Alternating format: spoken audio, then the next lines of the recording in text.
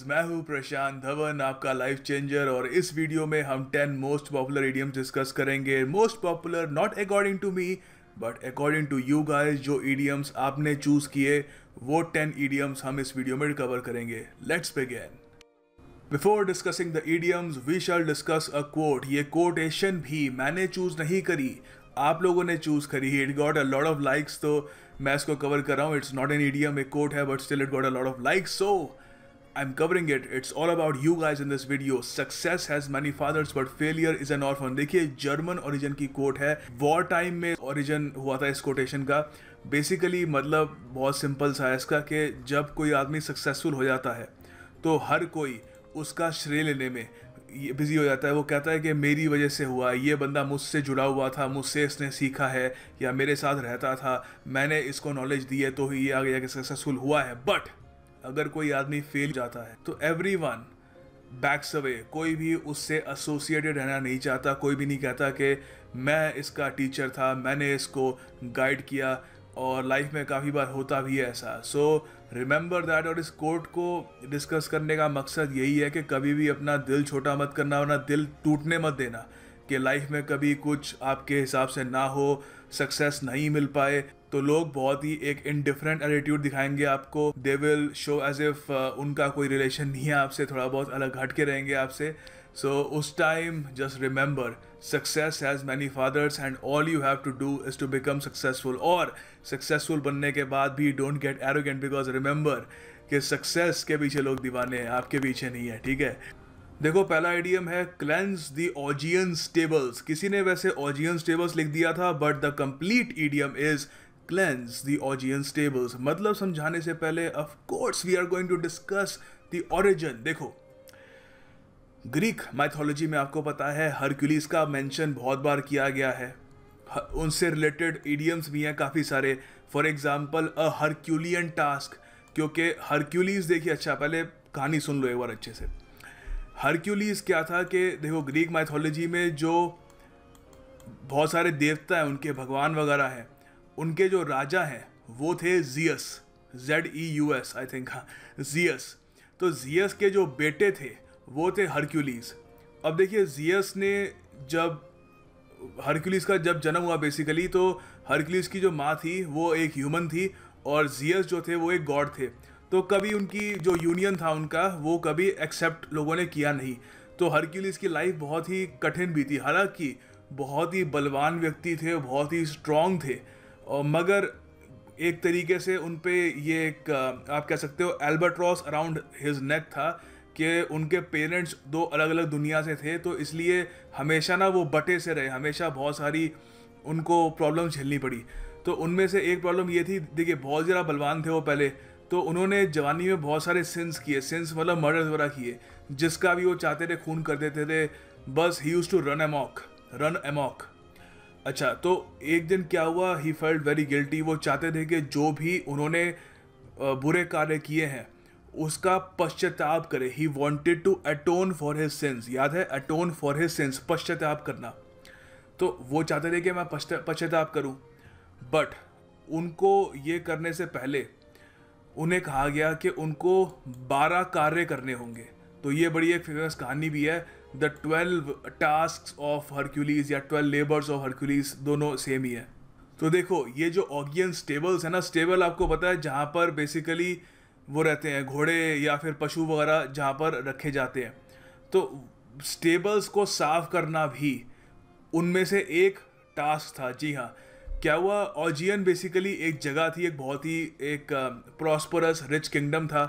तो उनको ये आई थिंक टास्क नंबर 4 था ये, उनको वहाँ पर जाकर ऑजियन की जो स्टेबल्स थी वो बड़ी मशहूर थी। एक्चुअली क्या होता है, जो बहुत ही प्रॉस्परस किंगडम होता है, सीधी सी बात है, उस टाइम के हिसाब से वहाँ पे बहुत सारे घोड़े होंगे, बहुत सारी गायें होंगी।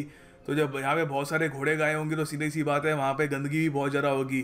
तो लोग वहाँ पे इतना साफ सफाई भी इतना उन्होंने ध्यान दिया नहीं वहाँ पे अपने स्टेबल्स पर। तो हरक्यूलिस को बड़ा ही अजीब सा टास्क दिया कि ऑजियन स्टेबल्स को साफ करना है। तो जब वो उन्होंने पहली बार देखी वो स्टेबल्स, उन्होंने देखा गंद मचा हुआ है, कंप्लीट फिल्थ, हर जगह बस इतना गंदगी थी।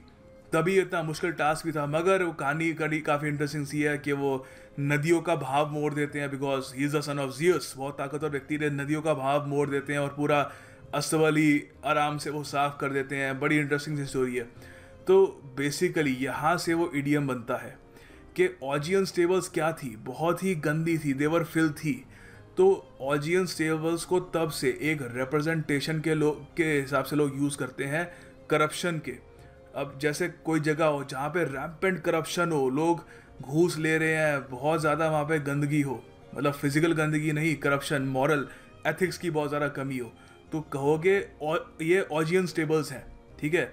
तो क्लेंज द ऑजियन टेबल्स मतलब साफ करना करप्शन को, ठीक है। अब समझ में आ रहा है थोड़ा बहुत। तो हरक्यूलिस को जो करना था वो ऑजियन टेबल्स इतनी गंदी थी, इनको साफ करना था। तो हम यहाँ पे सीधी सी बात है, वो वाली सफाई की बात नहीं कर रहे, करप्शन की सफाई की बात कर रहे हैं, ठीक है। तो इंग्लिश में हम कह सकते हैं to rid a place of an accumulation of something corrupt or filthy, to clean something that has been filthy for a very long time, ठीक है। तो यहाँ पर ये एक बहुत ही अच्छा सेंटेंस है। Corruption in the Chinese military is so rampant that I doubt if Xi Jinping will be able to cleanse the augean tables. तो यहाँ पे मैं कह रहा हूँ कि करप्शन जो है चाइनीज़ मिलिट्री में, आपको पता होगा Chinese military is one of the most corrupt militaries in the world, क्योंकि कोई उनको रोक टोक होती नहीं है उनको। तो इतनी करप्ट मिलिट्री है, तो मुझे ही लगता है कि जी जिनपिंग जैसा आदमी भी वो जो करप्शन है वहाँ का उसको हटा पाएगा, उसको साफ कर पाएगा, ठीक है। तो ये है क्लेंस द ऑजियन टेबल्स। अच्छा देखो, एक रिवीजन के हिसाब से बता रहा हूँ आपको। मैंने बताया कि हरक्यूलिस को 12 टास्क दिए गए थे, तो उनमें से जो 12वां टास्क था वो था कि सरबरस को मारना है। सरबरस आपको याद है, मैंने आपको एक इडियम सिखाया था बहुत टाइम पहले, अ सॉप टू सरबरस, मतलब किसी को घूस देना। सरबरस 3 सर वाला एक भयंकर सा कुत्ता होता है जो नर्क की पहरेदारी करता है, ठीक है। तो सरबरस को हराना भी हरक्यूलिस का एक टास्क था। तो हल्का सा आपका रिवीजन हो गया इससे। अच्छा देखो, अगला ईडियम है give the devil his due. Basically इसका अर्थ है कि किसी ऐसे आदमी की खूबियाँ अप्रिशिएट करना, उसकी एक तरीके से जो उसमें स्ट्रॉन्ग पॉइंट्स हैं, जो अच्छाइयाँ हैं आप कह सकते हो, उसकी कदर करना, इवन दो आप उस आदमी से नफरत करते हो या उसको पसंद नहीं करते, ठीक है। तो इमेजिन कर लो कोई आदमी है जिसको आप पसंद नहीं करते, ठीक है, मगर फिर भी उसमें कुछ अच्छाइयाँ हैं जो आप कह सकते हो हाँ यार वो है उसमें। तो you are giving the devil his due.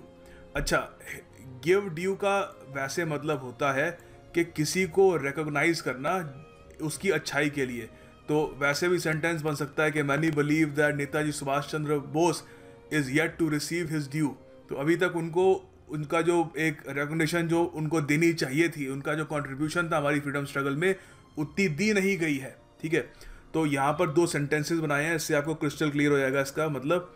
हम कह सकते हैं, मैं कह सकता हूँ, मैं ही कहूँगा, आई don't like Donald Trump but give the devil his due, he is a great orator. Orator मतलब वक्ता जो बहुत अच्छा बोलता है। तो चाहे मुझे उनकी पॉलिसीज़ या जो वो करते हैं वो मुझे पसंद नहीं है, मगर एक बात तो मुझे अप्रिशिएट करनी पड़ेगी कि लोगों को एक तरीके से भीड़ इकट्ठी कर लेते हैं और बहुत ही ज़बरदस्त भाषण देते हैं और बिल्कुल चार्म कर देते हैं उनको।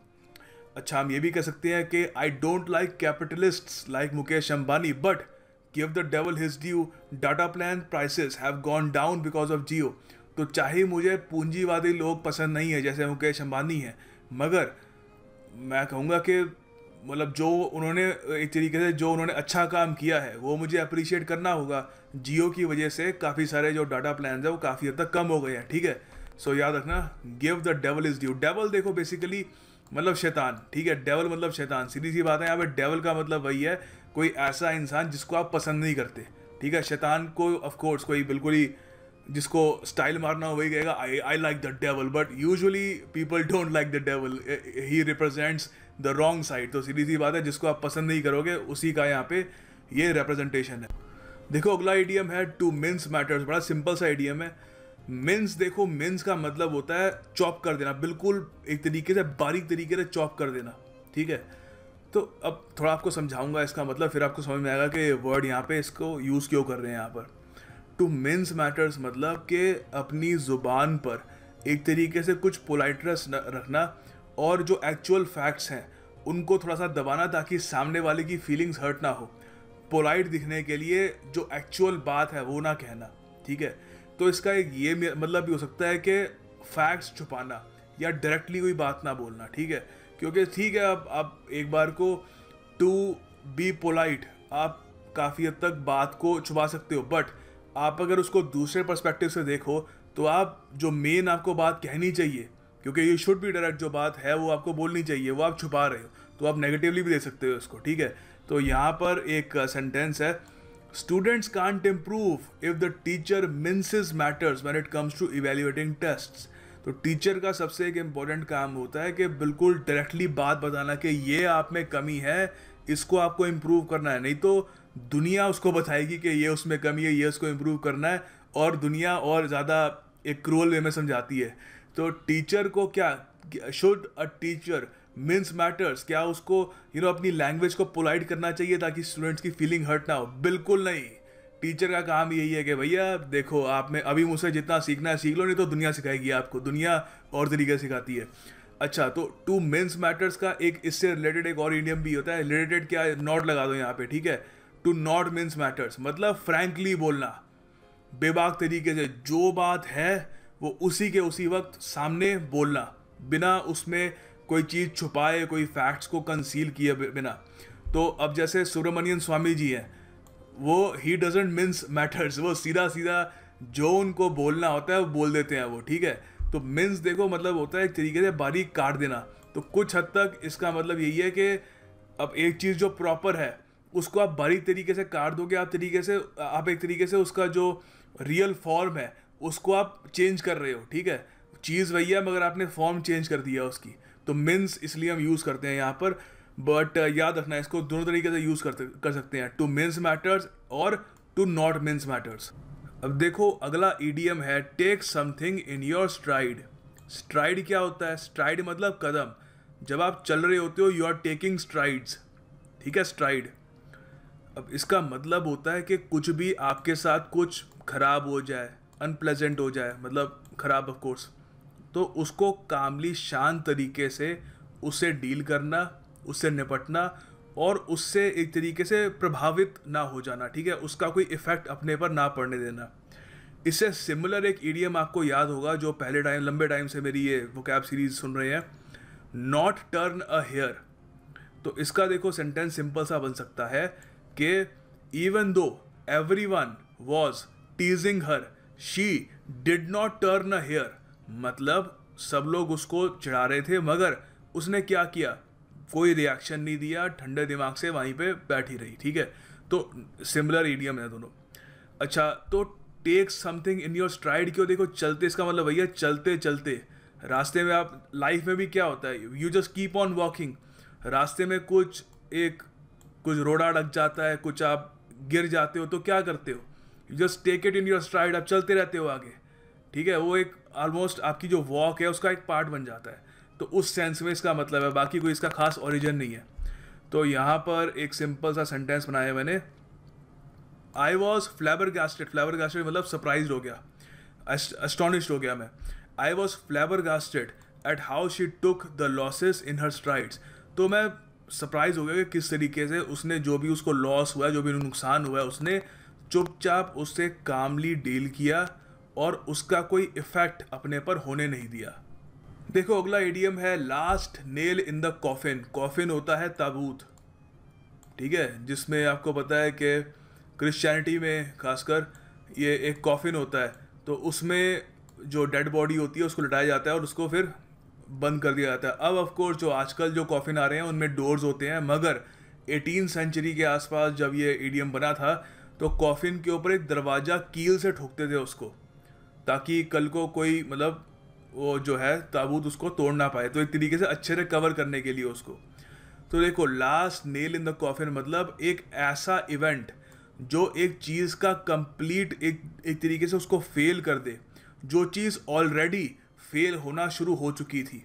मतलब कि कोई चीज़ बिल्कुल फेलियर के कगार पे हो, ठीक है, बिल्कुल ऑलमोस्ट बिल्कुल फेल होने वाली हो, सबको पता है हो जाएगी, फिर एक ऐसा इवेंट हो जाए जो बिल्कुल उसको कम्प्लीटली फेल कर दे। तो यहाँ पर ये ताबूत में क्यों यूज़ करते हैं आपको पता ही है, डेड बॉडी है, सबको पता है, इसको अब दफनाया जाएगा इसको ज़मीन के अंदर। तो लास्ट नेल मतलब वो आखिरी चीज़, कि अब तो चलो हो गया, आखिरी जो कील था वो भी गाड़ दिया गया, अब तो सीधा उसको दफना दिया जाएगा, ठीक है। तो इसका सिंपल सा एक मैंने 2 सेंटेंस बनाए हैं यहाँ पर। The so and so election defeat, यहाँ पे मैं कंट्रोवर्सी नहीं क्रिएट करना चाहता, तो कुछ भी डाल लो यहाँ पर। The so and so election defeat was the last nail in the coffin of so and so party. तो किसी भी पॉलिटिकल पार्टी की कोई इलेक्शन में डिफीट होती है तो उसके बाद क्या होता है कि वो ऑलमोस्ट कोई हो, अगर कोई पार्टी, मैं हाइपोथेटिकली कह रहा हूँ, किसी की तरफ इशारा नहीं कर रहा, कोई पार्टी हो जो इलेक्शन हार जाए तो उसके बाद लग रहा है कि इसका कोई भविष्य नहीं है, तो आप कहोगे कि वो election defeat last nail in the coffin था, ऑलरेडी पार्टी फेलियर के कगार पे थी, अब बिल्कुल ही फेल हो जाएगी। आप ये भी कह सकते हो his drunken outburst put the last nail in the coffin of his marriage. Outburst मतलब बिल्कुल ही आप शराब पी के बस कुछ भी बोल रहे हो जोर जोर से, ठीक है, गुस्से में आकर। तो सीधी सी बात है, कोई हस्बैंड दारू पी के कोई ऐसे इतना जोर जोर से बोलेगा तो उसकी मैरिज का क्या होगा। ऑलरेडी सीधी सी बात है, वो शराब पीता है तो मैरिज वैसे ही उसकी वैसे ही फेलियर की कगार पे है। तो ड्रंकन आउटबर्स्ट जब करेगा, शराब पी के बोलेगा, तब तो बिल्कुल ही ऑलमोस्ट डिवोर्स की तरफ बात बढ़ी गई, ठीक है। तो put the last nail in the coffin of his marriage, ठीक है। तो याद रखना यहाँ पे ऑफ ही लगाना होता है, ठीक है। ऑफ के साथ ही आप ये ईडियम यूज़ करोगे जहाँ भी यूज़ करोगे। देखो अगला ईडियम है jump on the band wagon. अब पहले इसका आपको ओरिजिन समझाता हूँ, फिर इसका मतलब समझाऊंगा। देखो क्या हुआ था अमेरिका में, जब सर्कस पहली बार इंट्रोड्यूस किया गया ना, तो हर चीज़ जहाँ पर जब नई आती है तो वो लोग अपने उसमें कुछ कलर्स डाल देते हैं, अपना उसमें ट्विस्ट डाल देते हैं। तो वहाँ पर जब सर्कस आया तो वहाँ के जो सर्कस ऑर्गेनाइजर्स थे उन्होंने एक स्ट्रैटेजी अपनाई। उन्होंने सोचा कि अगर हमें अपने सर्कस की एक एडवर्टीजमेंट करनी है तो जहाँ पर भी हम सर्कस ऑर्गेनाइज करने वाले हैं उस शहर में ना एक परेड निकालते हैं। तो परेड के लिए उन्होंने एक वैगन तैयार करी, उसमें बैंड डाल दिया, तो वो बैंड वैगन हो गई, ठीक है। तो बड़ी कलरफुल सी परेड होती थी, एक उसमें वैगन होती थी, ठीक है, और घोड़ा उसको खींच रहा होता था और अंदर ढोल बाजे लोग बजा रहे होते थे और कलर्स होते थे, खूब सारे अट्रैक्शंस ही होती थी और लोग मशहूरी कर रहे होते थे, एक एडवर्टीजमेंट कर रहे होते थे कि सर्कस होगा ये सो एंड सो जगह पर। तो धीरे धीरे क्या हुआ कि ये जो आइडिया था ना लोगों को बड़ा पसंद आने लग गया, खासकर पॉलिटिशियंस को इलेक्शन टाइम में। तो इलेक्शन टाइम में उन्होंने भी ना ये जो बैंड वैगन थी वो उन्होंने उधार लेनी शुरू कर दी सर्कस वालों से। उन्होंने कहा कि सर आप हमको भी ये दे दो ताकि हम भी इलेक्शन के दौरान ऐसे ही ढोल बाजे के साथ अपना प्रचार कर सकें। तो आज तो इंडिया में आज तक बैंड वैगन पे होता ही है ये। तो तब से देखो इसका मतलब ये पड़ गया कि कोई चीज़ जो पॉपुलर हो, कोई चीज़ जो सक्सेसफुल हो, जो फैशनेबल हो, उसका समर्थन कर देना और वही चीज़ करना शुरू कर देना, to jump on the bandwagon. तो पॉलिटिशियंस ने क्या किया, जैसे ही उनको दिखा के तो सर्कस वालों ने बड़ा अच्छा आइडिया निकाला है, सक्सेसफुल है, फैशन में लोग पसंद कर रहे हैं, तो they jumped on the bandwagon, वो भी उसी बैंड वैगन में कूद गए और अपना प्रचार करने लग गए, ठीक है। तो ये एक्चुअल स्टोरी है, इसकी ओरिजिन आपको प्रॉपर ओरिजिन बताया मैंने आपको। तो इसका मतलब हो गया कि जॉइन अदर्स इन डूइंग और सपोर्टिंग समथिंग फैशनेबल और लाइकली टू बी सक्सेसफुल। तो यहाँ पे 2 सेंटेंसेज हैं। देखो स्लम डॉग मिलियनेयर जब पहले पहले आई थी तो किसी ने उसकी परवाह नहीं करी है, अभी लोगों को लगा आर्टिस्टिक सी मूवी है, कोई बड़ा स्टार नहीं था, अनिल कपूर का भी छोटा सा रोल था, तो किसी ने उसकी इतनी परवाह करी नहीं। बट जैसे ही अकेडमी अवार्ड मिला, ऑस्कर मिला उसको, everyone jumped on the band wagon. सबको लगा कि बड़ी अच्छी मूवी है, हमको भी देखनी चाहिए, मास्टरपीस है वगैरह। अच्छा, उसके अलावा आप ये भी कह सकते हो इंडियन हॉकी टीम के बारे में, वैसे किसी को ये भी याद नहीं होगा कि कैप्टन कौन है इंडियन हॉकी टीम का, बट जैसे ही हमारी जो इंडियन हॉकी टीम है किसी टूर्नामेंट की फाइनल में पहुंचती है, everyone jumps on the band wagon, सब सपोर्ट करना स्टार्ट कर देते हैं, ये हमारी इंडियन हॉकी टीम है, जीतेगी। सो ये मतलब है jump on the band wagon का। देखो अगला यहाँ पर जो ईडीएम है वो है क्लॉक एंड डैगर। देखो पहली बात तो क्लॉक क्या होता है ये समझ लो। क्लॉक ये होता है, ये एक कपड़ा होता है, खासकर ये यूरोप में बहुत फेमस था। ये बेसिकली लोग यूज़ करते थे अपनी आइडेंटिटी छुपाने के लिए, क्योंकि आप देख सकते हो यहाँ पर अगर आप प्रॉपरली एक क्लॉक से अपने आप को ढक लो तो दूर से आप कोई और इंसान पहचान नहीं पाएगा कि जिसने क्लॉक पहना हुआ है वो है क्या, है कौन। तो क्लॉक एंड डैगर क्यों कहते हैं, देखो इसका जो वैसे ओरिजिन है बड़ा अजीब सा है। ये प्लेज या ड्रामास में इसको यूज़ करते थे किसी कोई ऐसी चीज़ को डिस्क्राइब करने के लिए जो बहुत मिस्टीरियस हो जहाँ पे स्पाइस वगैरह का कुछ रिलेशन हो, बहुत ज़्यादा छुप छुपा के कोई चीज़ हो रही हो, तो वहाँ से इसका ओरिजिन आता है। तो बेसिकली क्लॉक एंड डैगर कहीं पर भी यूज़ हो रहा हो, इट मीन्स कोई चीज़ बहुत ज़्यादा मिस्टीरियस सी है, छुपी हुई है, बहुत ज़्यादा उसमें इंट्रीग है, in the context of drama. तो आपको कुछ सेंटेंस समझा देता हूँ, इससे जो मीनिंग है वो क्रिस्टल क्लियर हो जाएगा। You can say the prisoner was released in a clock and dagger style at midnight when everyone was asleep. तो क्या किया, जो प्रिजनर था उसको कब रिलीज़ किया, बहुत ज़्यादा शोश वगैरह बैंड बाजे के साथ रिलीज़ किया? नहीं, चुपचाप एक क्लॉक एंड डैगर बिल्कुल मिस्टीरियस चुपचाप तरीके से उसको छोड़ दिया। हम ये भी कह सकते हैं कि अंडरवर्ल्ड की जो डील्स होती हैं are negotiated and sealed in cloak and dagger secrecy. तो किस टाइप की सीक्रेसी होती है? क्लॉक एंड डैगर बिल्कुल मिस्टीरियस सी, कुछ पता नहीं लगता कौन आया है, कौन किसकी तरफ से था, किसने किसको लिफाफा दिया वगैरह। तो अंडरवर्ल्ड की डील्स ऐसे होती है, ठीक है। देखो अगला इडियम है the elephant in the room. अच्छा, हम ये क्यों कहते हैं एलिफेंट इन द रूम? देखो पहली बात तो इसका मतलब समझ लो। इसका मतलब होता है एलिफेंट इन द रूम, मतलब कि एक कोई जो दो लोग बात कर रहे हैं, ठीक है, उन दोनों को पता है कि एक मुद्दा है जो बहुत बड़ा है, जिसको हमें सुलझाना होगा, जो बहुत ज़्यादा एक कंट्रोवर्शियल मुद्दा है, बट वो जानबूझकर उसको अवॉइड करते हैं, ठीक है। तो वो मुद्दा कैसा लगता है? It feels like an elephant in the room. अब देखो एलिफेंट क्यों कहते हैं हम? एलिफेंट आपको पता है बहुत ही बड़ा जानवर है। तो किसी कमरे में एक एलिफेंट बैठा हो तो आपको पता है, सीधी सी आपको ये हो ही नहीं सकता कि आपको ना पता हो कि एलिफेंट नहीं बैठा वहाँ पे। यू आपको दिख ही जाएगा कि एलिफेंट इतना बड़ा होता है वो, बट स्टिल आप चूज़ करते हो कि उसको मैं इग्नोर कर दूँ। क्यों? क्योंकि आपके लिए वो कंफर्टेबल है। अब जैसे यहाँ पर एक सेंटेंस है, हम कह रहे हैं कि यूएस मिलिट्री के लिए जो सीरिया में ह्यूमन राइट्स क्राइसिस हो रहे हैं, आपको पता है रिसेंटली वहाँ पे 70 बच्चों को मार दिया गया था, एक बहुत बड़ा बॉम्ब ब्लास्ट हुआ। तो वो जो एक तरीके से ह्यूमन राइट्स क्राइसिस हो रहा है, वो उनके लिए एक एलिफेंट इन द रूम है। प्रॉब्लम है, दिख रही है, मीडिया बात कर रही है, सब हो रहा है, बट उनको कंफर्टेबल लगता है कि उसके बारे में बात ना ही करो और चुपचाप अपना जियो पॉलिटिक्स का जो भी गेम वगैरह चल रहा है रशिया के साथ, जो भी गेम चल रही है वो चलने दो, ठीक है। तो यार ना, एलिफेंट इन द रूम एक ऐसा कोई मेजर प्रॉब्लम जिसको इग्नोर किया जा रहा है क्योंकि वो कंफर्टेबल है, ठीक है, उनके लिए कंफर्टेबल है जो इग्नोर कर। देखिए अगला इडियम है इन दी ऑफिंग। इन दी ऑफिंग का देखो, ये भले उसका मतलब समझाता हूँ। मतलब कि कोई चीज़ जो बहुत ज़्यादा करीब हो, ऑलमोस्ट कमिंग सून हो, बिल्कुल आपको पता है होनी ही होनी है, इमिनेंट हो, बिल्कुल आप कह सकते हो कि आ ही रही है वो, ठीक है।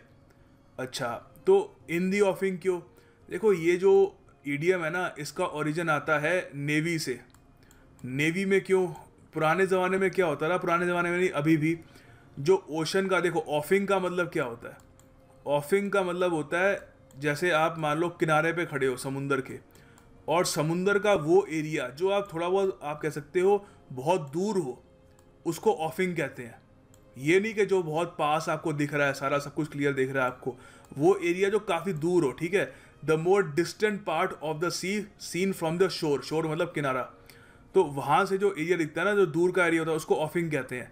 तो इन द ऑफिंग मतलब जो दूर के किनारे के में कोई चीज़ हो। तो पहले ज़माने में क्या होता था, जब शिप आ रही होती थी ना, तो इन दी ऑफिंग मतलब जब दूर से दिख रही होती थी शिप, धुंधली सी छोटी सी, तो लोग कहते थे कि the ship is in the ऑफिंग, मतलब अब तो बस आ ही रही है, एक दो और टाइड्स में वो बिल्कुल किनारे में आ जाएगी, दिख गई है, इट इज़ इन दी ऑफिंग, ठीक है, इट इज़ कमिंग सून। तो वहाँ से इसको ये इडियम का ओरिजिन है ये, ठीक है। तो हम कह सकते हैं कि नॉर्थ कोरिया ने जो डिफाइंस दिखाया रिसेंटली, बात नहीं मानी किसी की और मिसाइल लॉन्च करी जा रहे हैं, धमकियाँ दे रहे हैं दुनिया को, वर्ल्ड वॉर 3 की बात कर रहे हैं, तो उसके बाद क्या होगा कि after North Korea's defiance more sanctions on them are in the offing. तो सैंक्शंस आपको पता है, वो सैंक्शंस उन पे लगने वाले हैं, ठीक है, almost they are coming soon, आने ही वाले हैं, दिख रहे हैं कि अब यूएस या यूएन वगैरह उन पे खूब सारे सैंक्शंस लगा देगा। और फाइनली देखिए पाम ऑफ, बहुत वोट्स मिले थे इसको, आई थिंक 2 बार इसको मेंशन किया गया था। Anyway, so palm of basically ये फ्रेजल वर्ब है, बट कवर कर रहा हूँ, I don't think anyone will complain. देखो पाम ऑफ का अर्थ होता है कि कोई ऐसी चीज़ से छुटकारा पाना जिससे आप छुटकारा पाना चाहते हो, ऑफ कोर्स किसी और को एक तरीके से हल्का सा परसुएड करके या उनको थोड़ा सा डिसीव करके, हल्का सा धोखा देकर उनको वो चीज़ चिपका देना। कोई चीज़ हो, मान लो मेरे पास कोई पुराना फ़ोन हो, स्क्रीन काम नहीं करती, मैं चाहता हूँ यार बिक जाए ये, इसके चाहे 2-3 हज़ार भी मिल जाए, बस कोई ले ले इसको, तो I will try to palm it off. किसी को चिपकाने की कोशिश करूँगा कि तू ले ले, अच्छा फ़ोन है ले लो, बढ़िया बढ़िया फ़ोन है, सस्ते में दे रहा हूँ, ले ले। अच्छा, तो यहाँ पर एक सेंटेंस बनाया है इसका सेम, कि द क्राफ्टी, क्राफ्टी मतलब clever, the clever car salesman try to palm off ने चिपकाने की कोशिश करी द ओल्ड कार, ठीक है, पुरानी सी गाड़ी थी, तो वो कार सेल्समैन ने, चालाक सेल्समैन था, उसने चिपकाने की कोशिश करी किसको, गलेबल सी यंग लेडी को, औरत को। तो गलेबल मतलब जो बात आराम से मान जाए, एक तरीके से तो इनोसेंट सी हो। तो उसने क्या किया, he try to palm it off, चिपकाने की, बहुत बढ़िया गाड़ी है, सस्ते रेट में मिल रही है, ऐसा ऑफर फिर नहीं मिलेगा। तो याद रखना, पाम ऑफ मतलब कि to get rid of someone और something that you do not want by persuading someone else to take और बाय देम फ्रॉम यू, ठीक है। सो अब ये सारे हमारे इडियम्स हो गए हैं, एंड जिसके भी इडियम्स नहीं हुए, don't feel bad about it. मैं आने वाली जो हिंदू वोकैब है उसमें वो कवर करूँगा ही करूँगा 110%। मैंने वो सारे इडियम्स लिख लिए हैं। And thank you for watching this video. Hit the like button और इस वीडियो को शेयर करिए if you can in any way, shape or form. And yeah, thank you for watching this video. I will see you soon with another cool video.